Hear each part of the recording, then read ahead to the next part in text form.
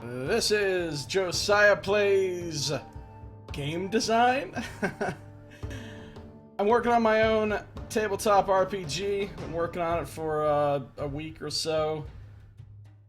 Have a fair amount of ideas for it and things written down, lots of notes, and I am pretty excited about it. So, been working on it. I thought I'd stream it because there's a guy named, well, hell, I don't know what his name is, but his channel is called The Spartan Show, and he does a lot of D&D stuff on his channel as well as other things.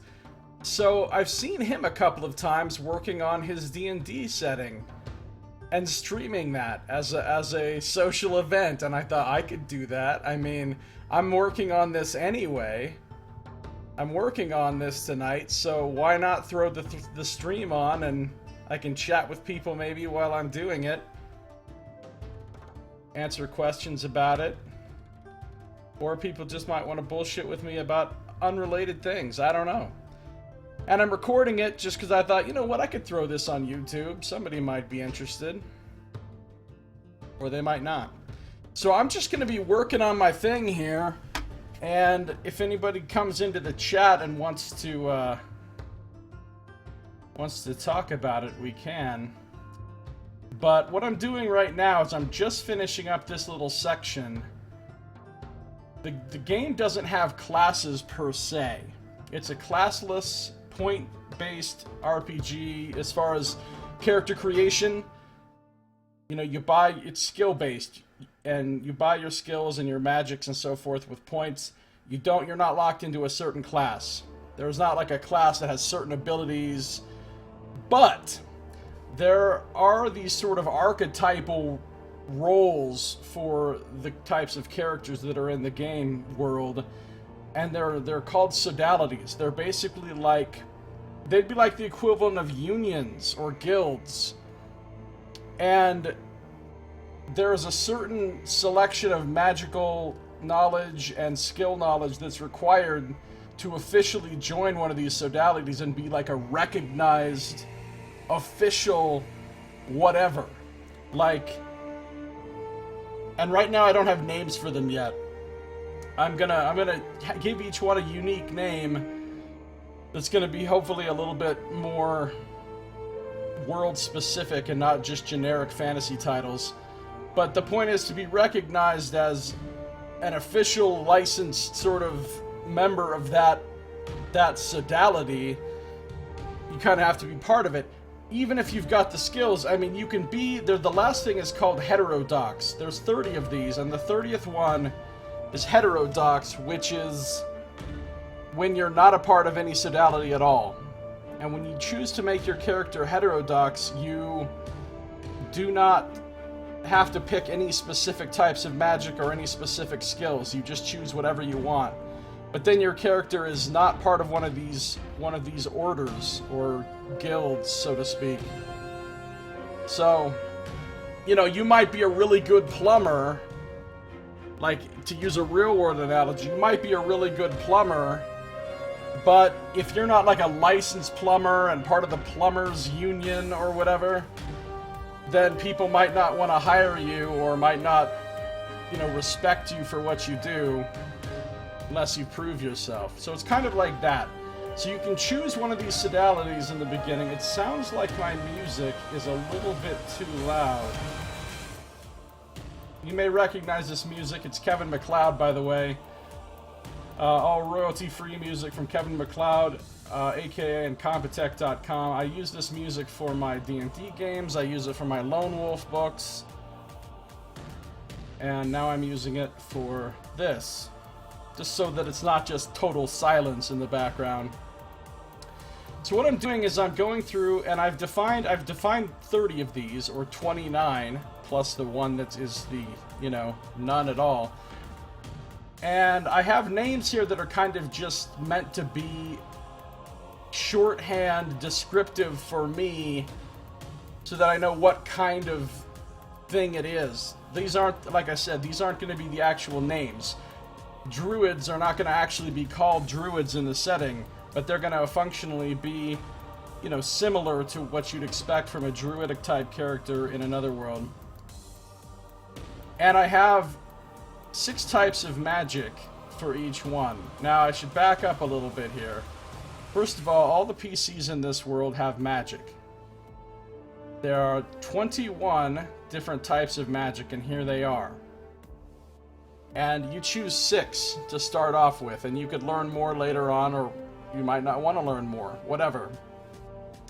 And these magics enhance everything that you do. So even if you're just a fighter, a melee fighter, and you just want to be really good at killing things with a sword or whatever, you'd use weapon magic for that, and body magic, and motion magic, and you would infuse your sort of maneuvers in combat and your own body's capabilities with magical energy to make you better, to let you do things that no normal, ordinary warrior could do. And it's the same for everything. Crafting and healing and being a thief and being a diplomat and all of that. There's magics for every single type of thing you might want to do as an adventurer. The adventurers in this world are called paragons. They're very rare. Only rare people are born as gifted, and gifted people have the ability to learn magic and become paragons. And so your player characters are paragons starting out, and they are thus very special and can accomplish lots of things that normal people, even if they're very skilled, couldn't possibly do. So you start with 6 types of magic out of the 21, and you decide what kind of effects you want to be able to create with your magic, and that's how you choose. Each type of magic requires certain skills, that you have to be competent with certain skills in order to learn that magic, or in order to attune with that. They're called the spheres of magic. There's 21 of them, as I've said. In order to attune with the spheres, you have to learn certain skills, because each of these spheres of magic sort of represents a way of life, an outlook, a way of looking at the world. Then that's how you kind of draw the magic out, is by sort of becoming one with that theme, or with that idea, or with that type of energy, and so you have a sort of training aspect. Before you can learn that type of magic, you have to learn certain mundane skills to, like, prepare your body and mind to handle that kind of magic. And so there's the 21 magics here, and each one has 4 skills that you have to have at competent level in order to attune to that sphere of magic at all. So then we come down to the sodalities again, and what I'm doing is I have listed the 6 magics that sodality requires. To join that order, that union, that guild, and get the official title and sort of the license to be that kind of practitioner in the world, which you don't have to, but again, it's socially advantageous to do so. You have to have a certain 6 magics that particular sodality uses, and then you have to have certain skills. And that's what we're doing right now. As I've gone through most of my 30 sodalities, well, there's really only 29, because heterodox, like I said, means you don't have any sodality at all. So there's really only 29, and I'm going through them, and I've got the magics already listed out, but I'm now listing out all of the skills that you require competence in order to be a part of that sodality. And now you get enough skills. Let's see, where's my thing about skills? My notes are extremely disorganized. As you see, I have a lot of stuff written here, but it is pretty disorganized. That's redacted because it's a secret and I don't want anybody to see it. And I have a little to-do list. Oh yeah, so I think the working name right now for my game is Triskelion. Working title may change. Good chance it'll change, but it might not, because the number 3 and things in divided into 3s is extremely important in this game world and cosmology. So this is some stuff about the setting itself. Kind of just, I have a lot of ideas in my head. This isn't written out like in a way for public consumption for somebody to read it and get an idea of the setting. These are just notes that I've made so that I remember my own ideas.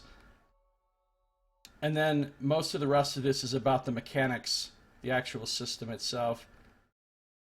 But like I said, these notes are real Spartan. Hey, Saito, how's it going? I've got my 9 races, which I have not named yet either, just like I haven't named the sodalities. Coming up with names for stuff is like the hardest part, so I've kind of saved that for later.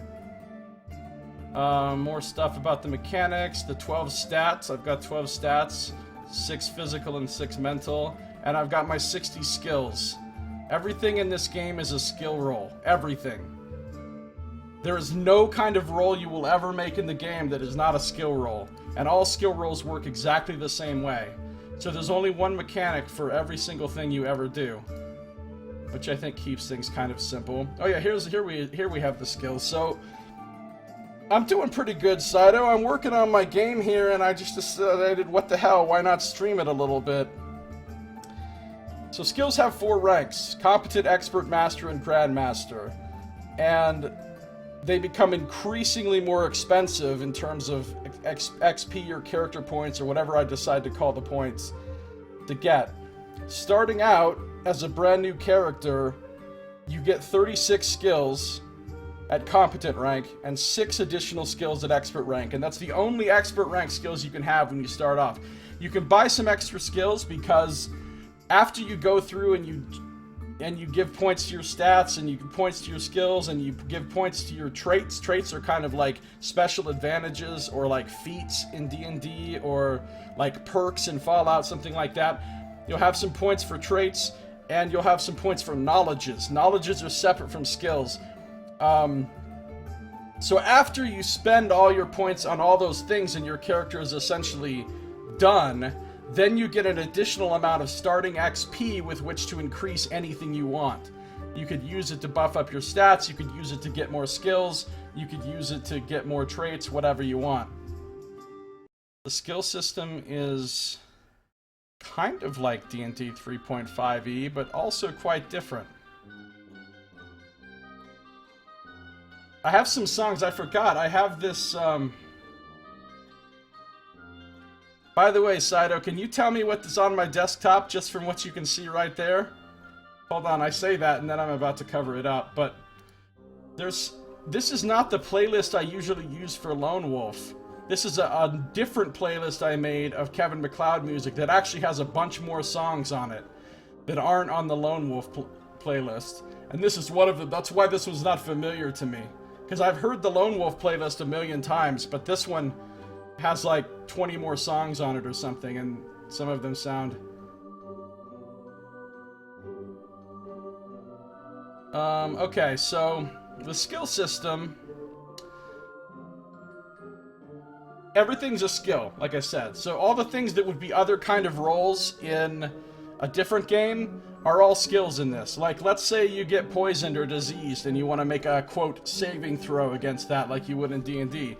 There's no saving throw, there's a skill called Overcome Malady, and you make a check on Overcome Malady. Or Withstand Injury, to shrug off some damage from a blow. Or Resist Sorcery would be like your save versus magic. Or Preserve Equanimity would be like if your morale's an important thing in this game. I have a whole morale system, and lots of things in the game affect morale up and down, and it's pretty important. So like, and social stuff is really important too. There are 8 different social skills out of the 60, and they can be used in combat and they can be used out of combat for very powerful effects. So it's possible to fight in this game by doing nothing but talking at things, if you want to. It is Invictus. Yeah, Saito, good job.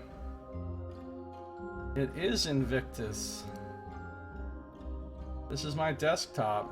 Revealed for the first time! Pulling back the curtain on the mysteries of Josiah. Yeah, this is my favorite poem. By the old William Ernest Henley. That's just chilling right there. But, and Saito, of course, nothing gets by Saito. So, you know, if you wanted to resist something affecting your mental state negatively, you'd use that. And so on and so forth. There's a skill for everything. For anything you're going to do in the game. Your attack rolls, you know, will go off of like wield, whatever, or use bow, or throw object, or fight unarmed, or however you're attacking. It'll go off one of these. There's a whole bunch of different magical skills because the magic system is fairly complex and it offers you a lot of options. You can just cast a spell and that's it. That's it. You just take the cast spell action and you make a cast spell roll and you call it a day. And you spend like 3 action points. Oh yeah, the combat is action points based. Just like Divinity Original Sin or Fallout type of action points. But your difficulty is going to be, you know, fairly high. If you want to, you can do additional things as part of your magic casting to make it easier, to give you a better chance of success, and to give you a better chance of resisting the psychic burn that you take every time you cast magic. That's the limiter on magic in this. Well, God, there's so many things. You don't have hit points in this, by the way. You have a track, a health track, which is the same... I don't know. I don't think people are realistically going to get bogged down in practice.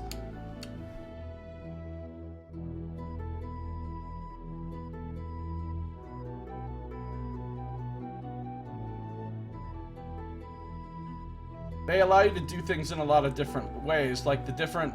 Like, I want social encounters or social combat, so to speak, to be fairly nuanced and complex, so... You've got all these different social skills that give you different ways to try to persuade someone, or, you know, and you've got read person, which is a skill that you can use to sort of find out details about the person that you're dealing with so that you can maybe get some clues as to how you can best, because, you know, like if you're trying to convince the Duke Jim, there's not really going to be a Duke Jim, but well, tumble is for, like, acrobatic movement in general. Dodge is specifically for dodging an attack. And these are right now, they're just in a big globby list here, but I'm about to sort them into categories. They're going to be categories. There's going to be combat skills, movement skills, social skills, magical skills. Read person is like an insight into the person, yeah. It's not necessarily magical, although you could enhance it with magic if you happen to be a person who uses mind magic or heart magic. Yes, there's heart magic in this. It's like Captain Planet, Saito. Air, earth, water, fire, heart. There's actually 2 different things you can do with magic. 2 different things. There's a skill called Accomplish Feat and a skill called Cast Spell. Spells are like traditional spells in most games. You're creating an effect outside of yourself with the power of your mind and the power of your belief. You're doing something to something outside of yourself just with the power of concentration and will. That's a spell. There's also something called a feat. A feat is using magic to do something with your physical body. So like weapon magic and motion magic and body magic would involve a lot more using as feats, you know? So instead of saying I'm casting a spell to make myself stronger, you just use your body magic as part of a physical action in conjunction with a physical action to enhance that action magically. So that, you know, I want to jump really far. Well, I can't jump that far naturally, but I've got body magic or motion magic, so I can use that as a paragon. I can use that to enhance it and jump really far, or whatever. So you can enhance any of your skills with appropriate magics. Now, some things are going to overlap.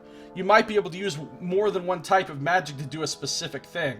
Like, what if you want to make a barrier around yourself? Well, you could use earth magic to create an actual physical barrier of rock around yourself. You could use air magic to make a barrier of swirling wind around yourself. You could use force magic to make like an invisible force shield of pure, you know, force.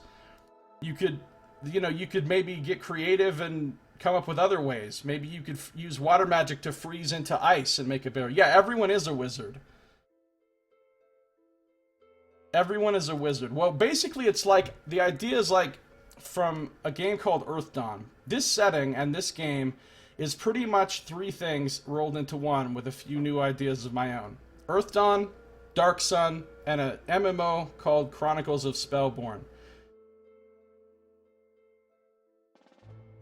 It's like those 3 things had a baby between the 3 of them somehow. And then that baby was raised by a crazy person like me.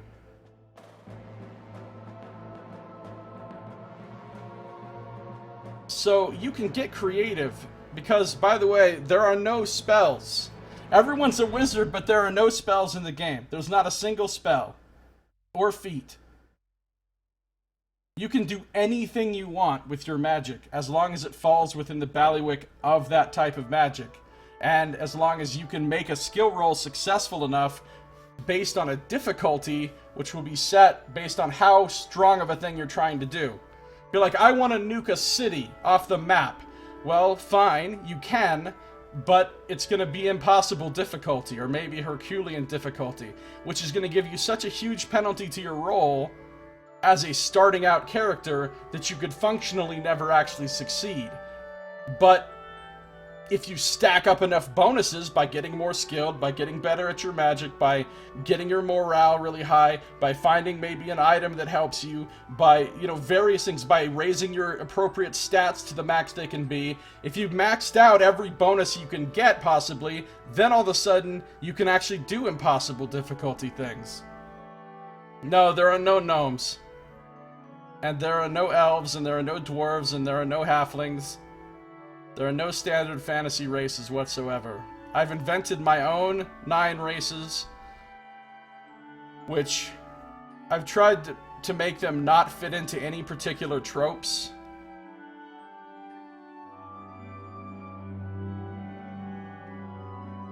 So you do whatever you want. So basically, there's a lot of negotiation that takes place between the DM and the players. They're all humans. All 9 races are humans. They're called humans. They are considered to be races of humanity, but they are all different enough that they cannot interbreed. They've all been essentially magically evolved in different directions over time by the avatars, which I don't think we've gotten into the avatars yet, but they're kind of like the gods, but they're also regular people that live right on the planet and don't have some extra dimensional or otherworldly home. They live right on the planet with everyone else, and they are mortal technically. They could theoretically be killed. I mean, it'd be really hard because they're really powerful, but each of the avatars grew out of and is a literal embodiment of certain emotions or important aspects of human existence. So these are things that human beings were passionate about. And because they were passionate about it, these avatars came into existence as a result of that to be the living embodiments of those things. So where are the avatars at? And this is all super Here's the avatars. There are 3 supreme avatars who were around before. They're kind of involved in the creation of the world and the creation of the human race and so forth. The main 2 are the avatars of love and fear. They're polar opposites, but they're not enemies. This cosmology in this is very complicated. There's actually no such thing as evil. Everything is part of one sort of overarching divine oneness ultimately, and it's all serving a purpose. Even the fear-based avatars, which are based on what we would normally consider negative emotions, like lust, hate, lies, oppression, sorrow, despair, corruption, we would normally consider those evil things, but in this world they're not evil. They're just part of the human experience, and the avatars are there to serve the human experience.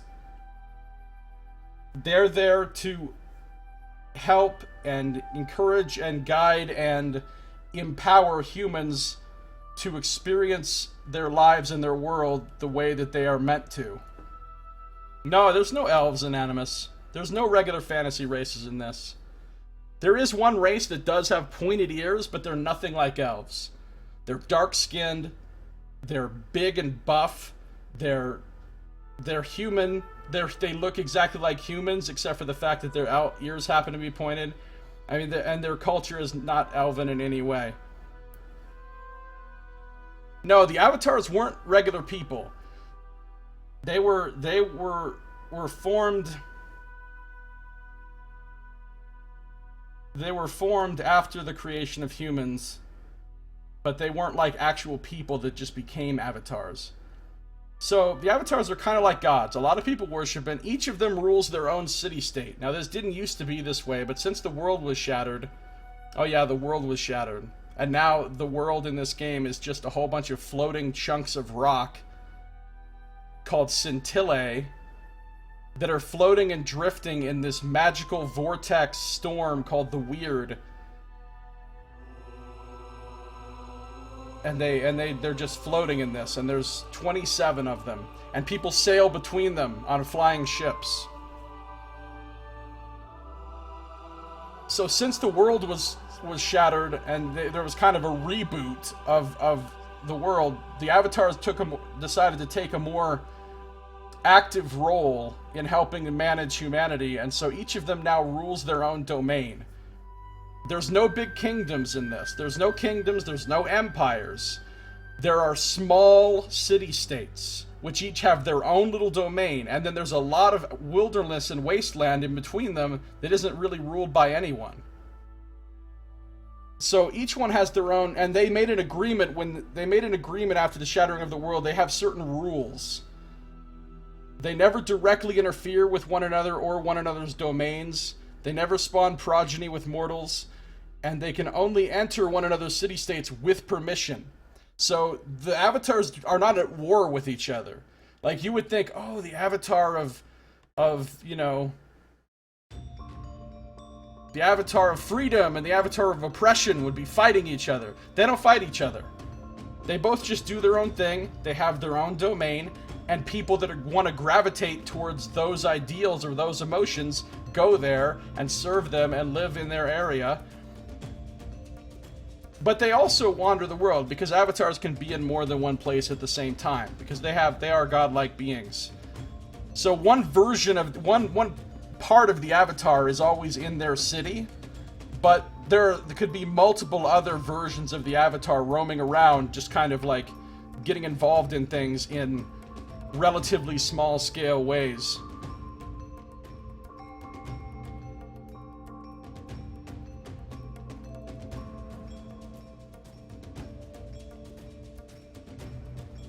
So that's what you have in place of gods.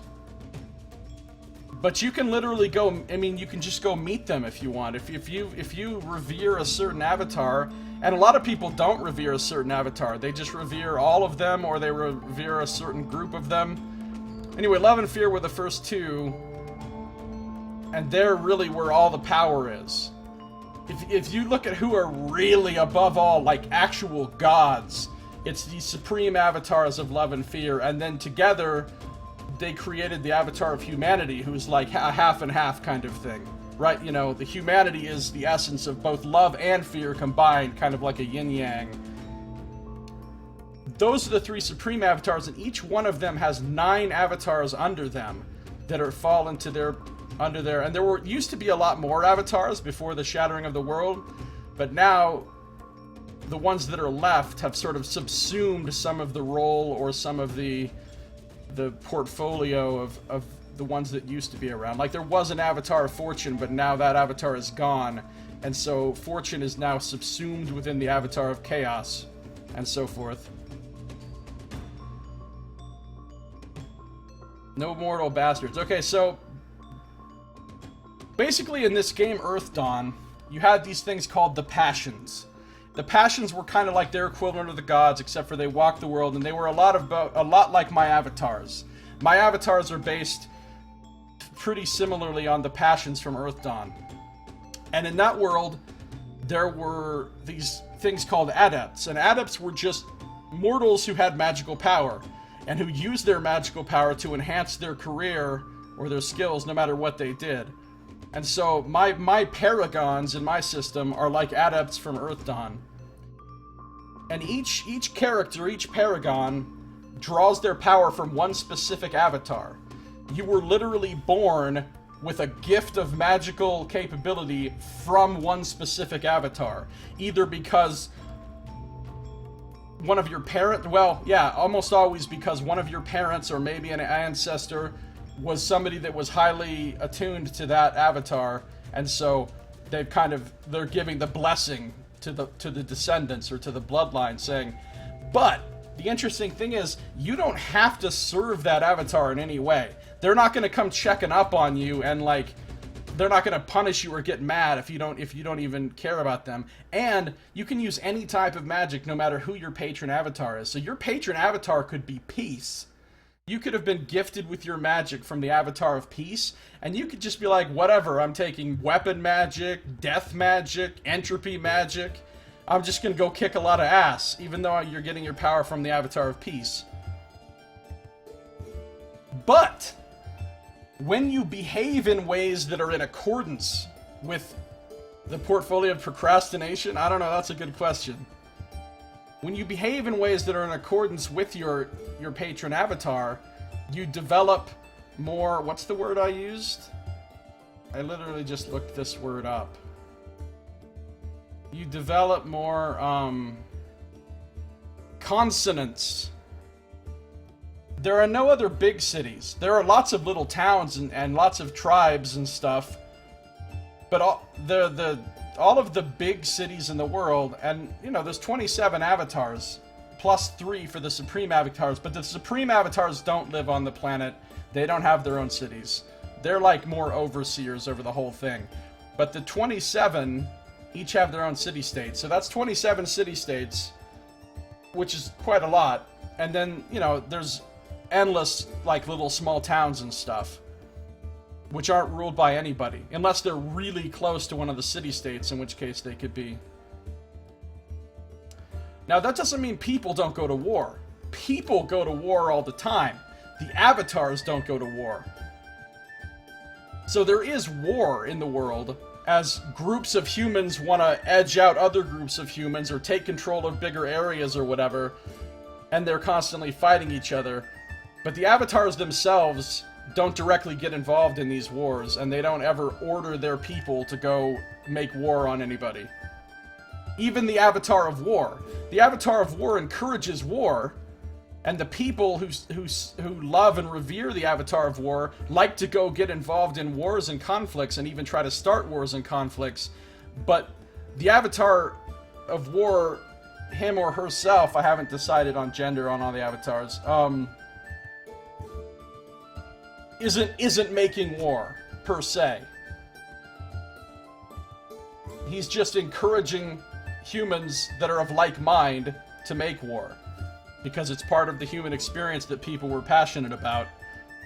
I like how I redacted that so that you couldn't read it, and then I just highlighted it so that you could read it. That was smart. Well, you could always move, but yeah, if you live, you can live. There's not a, it's not like, well, I guess it depends. It depends on whose domain you're in. Some may be more okay with that than others. So I've actually done zero work on this, I've just been talking about it, but there's 9 races. Each of the 9 races were sort of created by and are favored by one of the 9 most powerful avatars. Because the avatars are not all equally powerful. They're ranked in power level according to how much influence they actually have over human beings, and how much human beings actually live according to their thing. So one of the most powerful avatars is the Avatar of War, because humans like to make war. The Avatar of Peace is not one of the most powerful, because humans in this world don't particularly love peace. The Avatar of Humility is really weak, because not a lot of humans love humility. Whereas the Avatar of Sorrow is strong, because almost every human feels sorrow on a regular basis. Yes, and the avatar of lust is also strong, because human beings are very lustful. And that's not just sexual lust, it also includes lust for food, lust for any kind of pleasure or experiences, drugs. You know, even greed is subsumed within lust. So the ones with asterisks are the 9 that are the most powerful, because they're the most represented by the things that human beings actually care about and live by. And so each of those has their own race. Now that doesn't mean that, like, in their city-state it's just nothing but this race living there, or even a majority of this race, because it's been hundreds of years since these races were sort of separated out from each other, and they've intermixed a lot. They can't interbreed, but they intermix. And so in any given city, there's going to be members of every single race, not just members of one race that's, you know. And this race doesn't necessarily serve sloth. I think sloth would fall under corruption. Or maybe despair.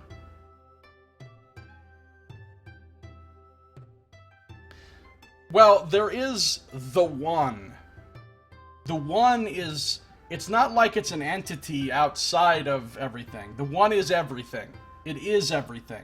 Every single person, every being, every part of the world, every part of the universe is all literally part of one entity.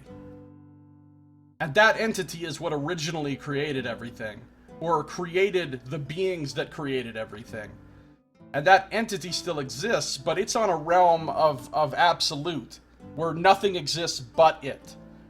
So, where everyone else lives is the realm of the relative, where there can be opposites, where there can be things that aren't other things. And that's kind of the whole point of the human experience. It is the One experiencing itself through an illusion of relativity, which is the world that people live in. So, everyone in the world is literally all one. They just don't know it, or even if they know it, you know, intellectually, like they read it or they were taught it, they don't actually believe it. Not truly. Because they live in a world of illusion of relativity.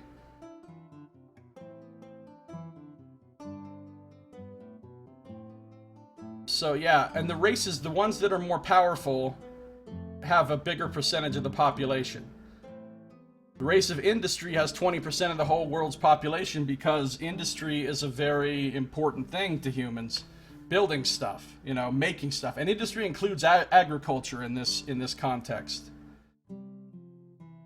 If you die, you become part of the One, but your souls are like individual units of one stuff in the example I used in here is that human souls are very important.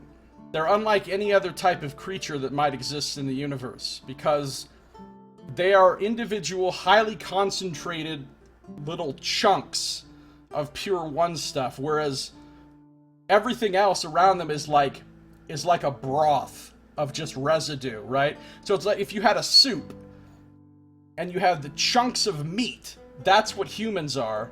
Whereas everything else that isn't the humans is just the broth that the chunks of meat are floating in. So humans are important. They're the ones that are doing the experiencing, which is the whole point of everything being created in the first place. So your soul remains discrete if you want it to. And it comes back. It reincarnates. So there is reincarnation in this. And most people just go ahead and reincarnate over and over and over. But if at some point your soul got tired of that, they could just rejoin the One and cease to exist as an individual, basically.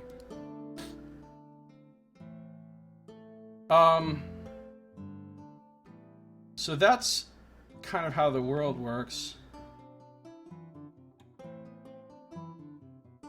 So you can choose whatever magics you want, no matter who your avatar is. But if you act in accordance with your patron avatar, and you get to choose your patron avatar, you're not going to be forced into it, you know what I mean? Like, It's not like you know, the DM is going to say, you have to be patron avatar of corruption or whatever. You get to choose. So you could choose the one that you think is going to most suit the way your character's actually going to want to behave, or what's going to actually be important to your character. Or if you wanted to have a role-playing challenge, you could make one that is the opposite and try to deal with that, whatever. But you develop consonance with your avatar by living out the avatar's ideals, and that ultimately makes you more powerful over time as well. It can. And that's the only thing there is in terms of alignment. There's no alignment system. There's just what avatars are you developing consonance with? Well, you only have one patron. You can choose to revere and or serve any number of avatars, but you only have one patron because the patron is the one that gifted you with your magical ability when you were born. It's one big rep grind.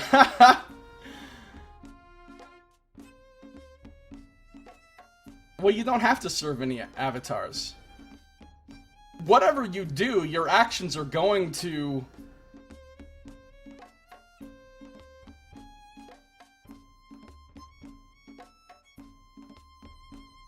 Your actions are going to sort of align you one way or another towards... I don't know, there may be a system involved where you can, like, adopt a different patron avatar or something if you've developed a lot of consonance with an avatar that isn't your patron, where you could adopt that patron or be adopted by that avatar and kind of give up your connection to your born one. I don't know. I haven't really thought about that so much. So the races all have a stat, a single stat that they get a bonus in, which they can have a higher bonus in, or higher than anybody else. The stats go 1 to 6. And as a starting character, you can have stats between 2 and 5. But if you are, say, part of the Race of Hope, again, these races are not named. I haven't named this. They're not going to be called the Race of Hope. That's just which avatar they're attached to. So their thing is vigor. So you could have a higher vigor than anyone else because you get a racial inherent bonus to it. What world is it set in? It's my own world. It's a brand new world that I'm just creating.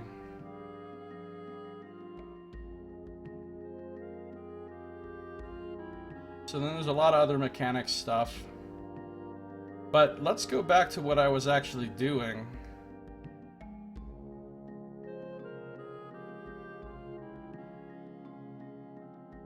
Which races have freckles? None. I don't like freckles. There's no freckles in my world. The vast majority of the races have brown skin. Medium to dark brown skin, most of them. Not all.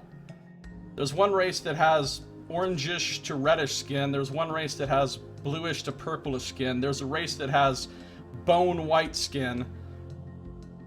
But there actually is no race that's just like a normal Caucasian. There's either dark brown skin or like super white, the color of paper skin.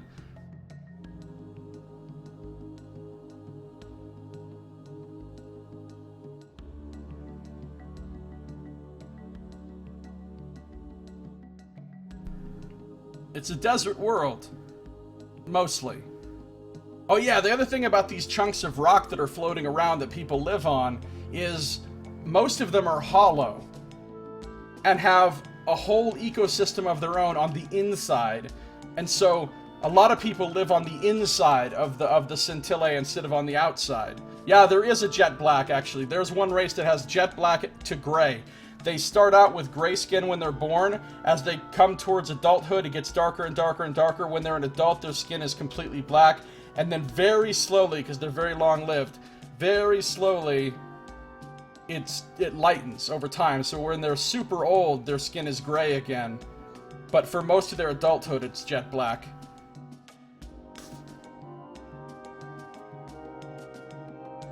they're hollow, but there's like holes that let in the light from the weird. The weird storm has a core to it that everybody's kind of floating around, and that provides the sort of radiant light that would do what the sun does in a normal world. But there's no moons.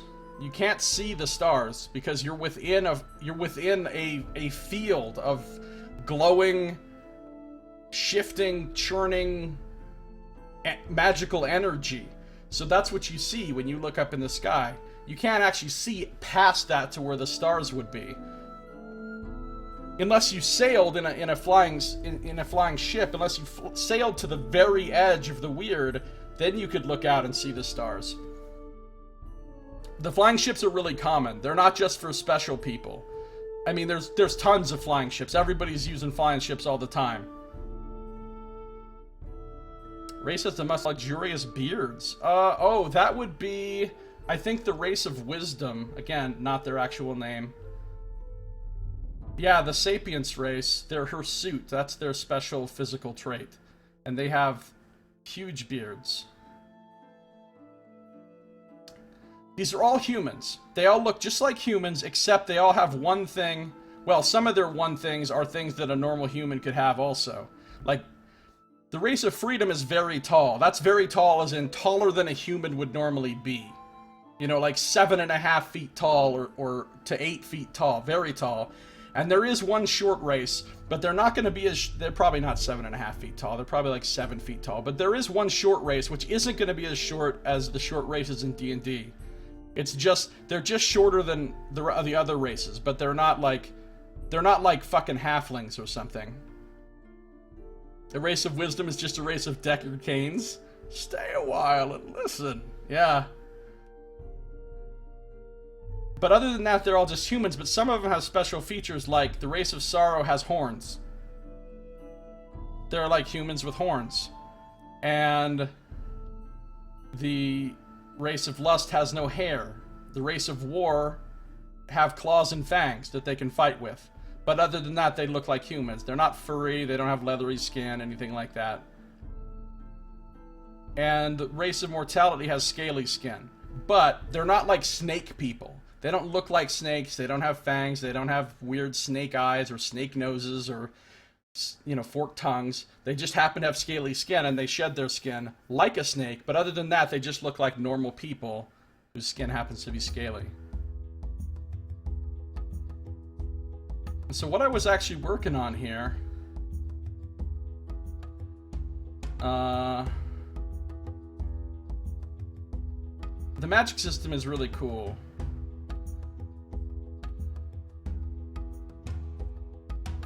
Well, the sort of story behind it, why they're hairless and why their skin is so super pale, and when everyone else has dark skin basically in the world, is because they're super into tattooing. Like they're super tattooed, this race. I mean, you could theoretically be one who isn't tattooed, but you would be considered really weird. So they're really into body art and tattooing with all these colorful patterns and pictures and stuff. And so over time, as they were evolving into their own separate race, they magically altered themselves to better display tattoos. So that's how come they got rid of hair and they made their skin so pale, is so that the tattoos would show up better.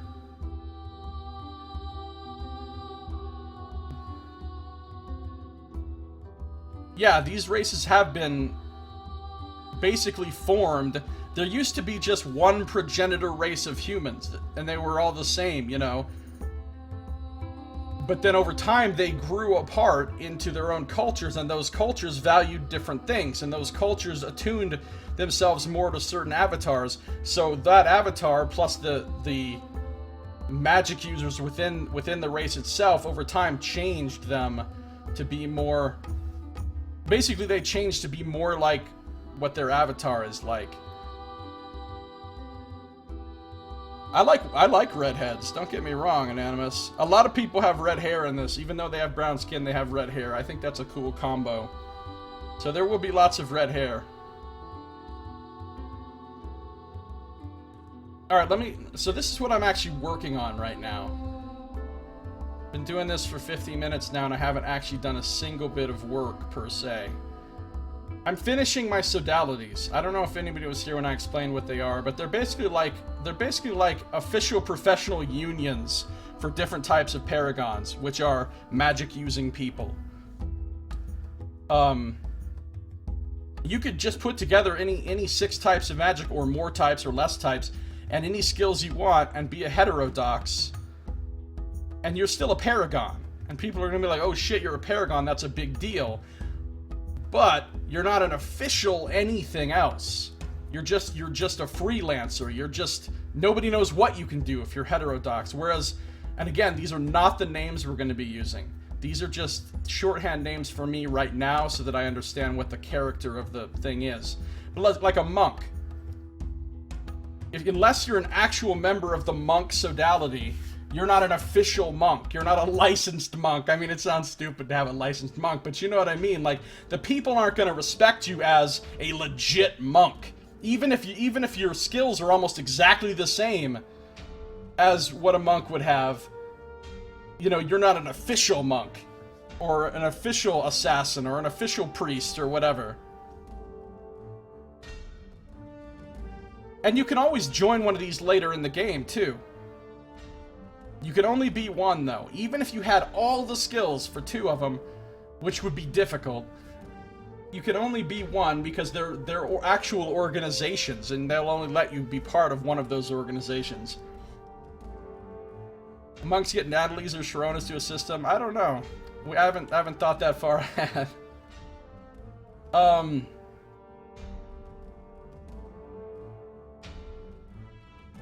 So that's what I was finishing these up. I have 3 left to do. I'm putting the skill requirements in for each one. So, you know, when you make your first character, it's going to be recommended that you just choose a sodality and then make your character based on that. You'll still get to make some choices. This doesn't decide everything about your character. It just decides some things, and then you take it from there and flesh out your character the rest of the way. But obviously the option will be there to make a purely heterodox character, in which case you can just take whatever skills you want, whatever types of magic you want, whatever traits you want, and not worry about fitting into one of these slots.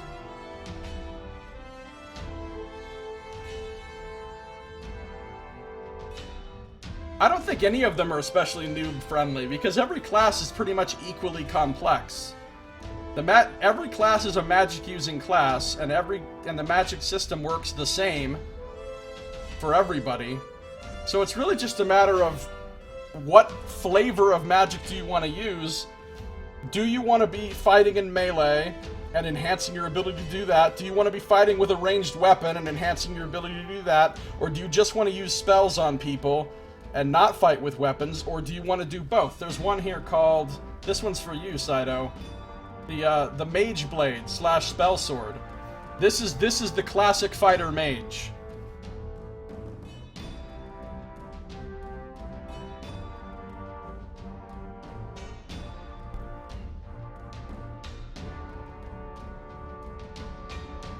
So nothing's really noob friendly, honestly.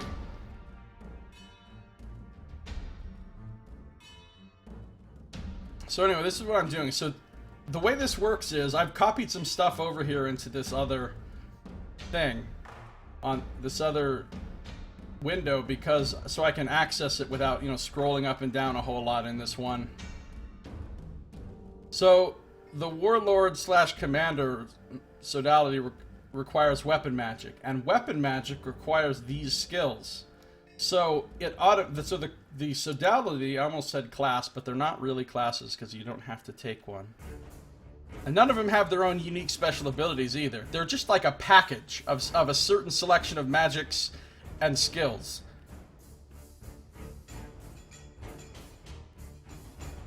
Fighter mages are for cowards who can't commit to one thing.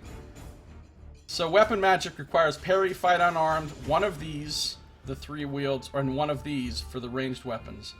So he requires that, and then he requires mind magic. So we come over here. Some of these overlap. Study, analyze, recall, and argue. And he requires heart magic. Heart magic. Inspire emotion, read person, charm, and persuade. And beast magic, because part of being a battlefield commander is also dealing with the animals that you're... being able to command the animals that your army has or whatever. Survive wilderness, handle beast, notice and run. Now, not every one of these skills that are required for the magics are specifically useful or necessary for that role. You know, but they are required to learn those magics. So each class ends up with, or each sodality. They're not classes. There's no classes.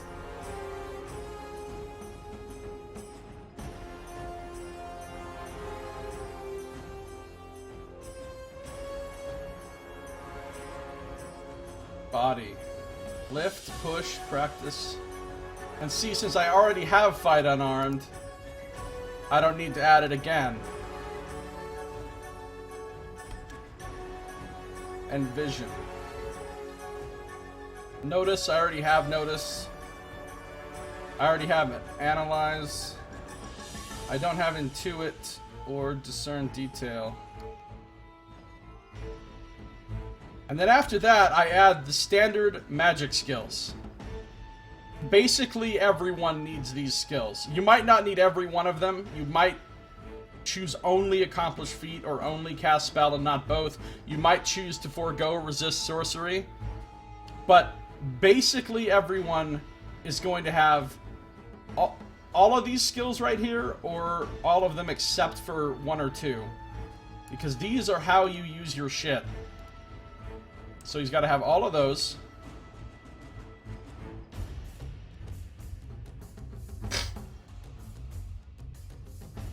Get several licenses.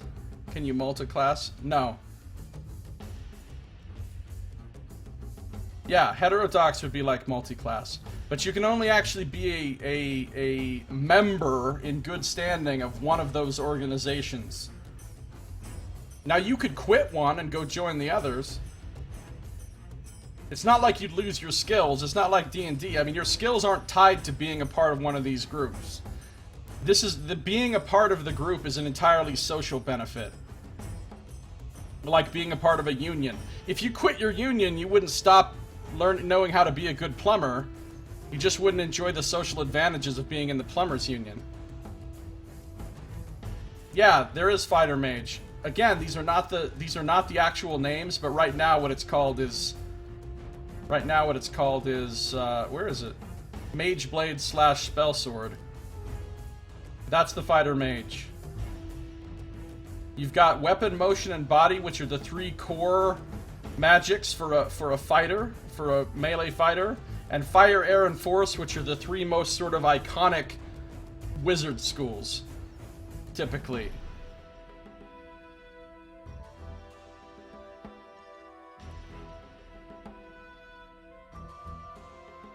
And then there's a lot of other ones that could be considered fighter mage-like as well. I mean, there's a lot of these that do have weapon skills and more traditional spellcasting skills.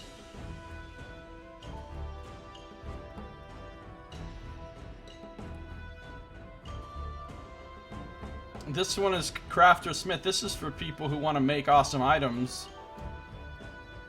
I mean, they can still defend themselves because a lot of these magics still have offensive use. The thing is, you don't get any special anything for being part of a, quote, class, because it's not a class. So, let's say I'm a crafter, I'm a smith, and you're a fucking elementalist. And your whole thing is nuking people with magic, and my whole thing is making stuff. But we both have the fire sphere. We can both do the exact same stuff with the fire sphere. You don't have any special cool things you can do with fire because you're an elementalist that I can't do as a smith. Now, where we're gonna prioritize as we level up and as we enhance our skills, I'm probably gonna prioritize creation magic and like earth and plant and beast, because those are the things that things are gonna be made out of. There's no metal in this world. There's no metal, there's not a lot of trees, and there's not a lot of water. So almost everything is made out of some kind of stone or crystal, or weird plants, or made out of parts of creatures. And I would say when it comes to, like, armor and weapons, the majority of things are made out of parts of creatures. More so than anything else. That's why a crafter has to have beast magic, because that's the magic that would be involved in, you know, transfiguring or transforming or altering the dead bodies of beasts. And in this world, everything is a beast or a human. Everything else out there is a beast, including other intelligent races. So let's say you've got an intelligent race that's like kobolds. There's not going to be literal kobolds, but if there's a race that's similar to kobolds in some way, yeah, it's like Bronze Age Sands of Metal. It's kind of supposed to feel more like Babylonian or you know, early African sort of cultures, like Babylonian, Egyptian, maybe a little bit Greek. But yeah, there's no technology that you would normally have in like a medieval or Renaissance type setting. Yeah, I agree with you, P118RU.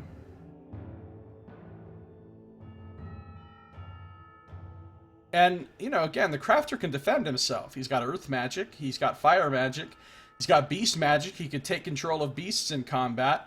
He's got plant magic, he could take control of plants or turn them into weapons. He's got entropy magic, which is the magic that is for breaking down and destroying inorganic material.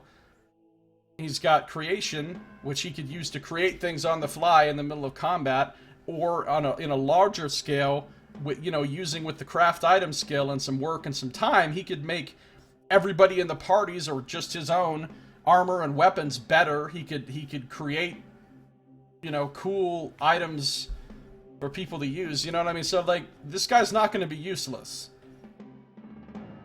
There are no robots. So let me end this episode here, because I am recording this. Not that I expect anyone to really watch this, because it'd be a weird thing to watch, but I'm going to end this episode and we'll start a new one real quick. So, thanks for watching. This has been Josiah Plays Game Design. We'll see you next time.